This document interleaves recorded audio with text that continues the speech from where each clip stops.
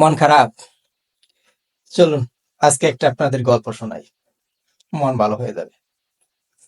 একদল জলে একটা জাহাজ নিয়ে মাঝ সমুদ্রে মাছ ধরতে গেল। তারা মাঝ সমুদ্রে যাওয়ার পরে সাগরে প্রচন্ড ঝড় তৈরি হলো। সেই ঝড়ে একজন জেলে বাদে সকল জেলে মারা গেল। সেই একজন জেলে অনেক কষ্ট করে একটা দ্বীপের তীরে উঠল। সেখানে উঠে সে দেখতে পেল আশেপাশে কোনো মানুষ নাই। সে একটা দ্বীপে সে একাই, আর কোনো মানুষ নাই। তখন সেই জেলে কিছু কাঠ খড় সংগ্রহ করে একটা ঘর তৈরি করলো। সেইখানে সে বসবাস করতে শুরু করলো। তারপরে সকাল বেলায় সে মাছ ধরার জন্য তীরে গেল, সাগরের তীরে গেল।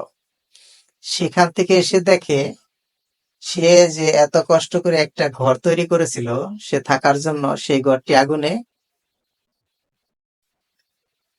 পুড়ে ছাই হয়ে গেছে।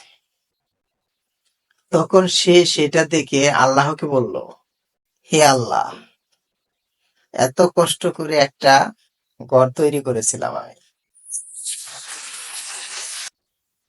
সেই ঘরটাও তুমি জ্বালিয়ে দিলে।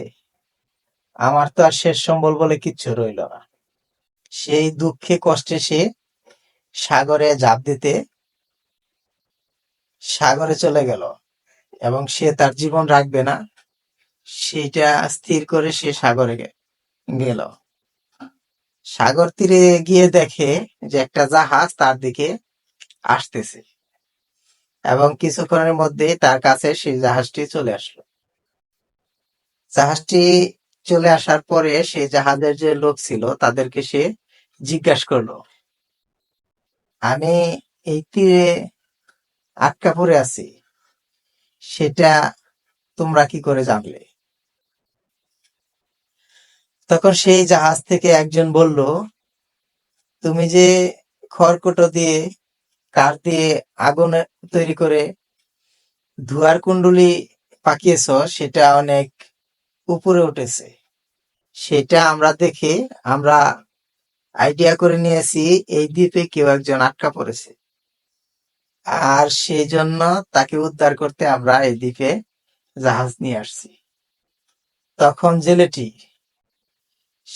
বুঝতে পারলো যে আল্লাহ তাআলা যা করেন তার বান্দার জন্য সেটা মঙ্গলের জন্যই করেন।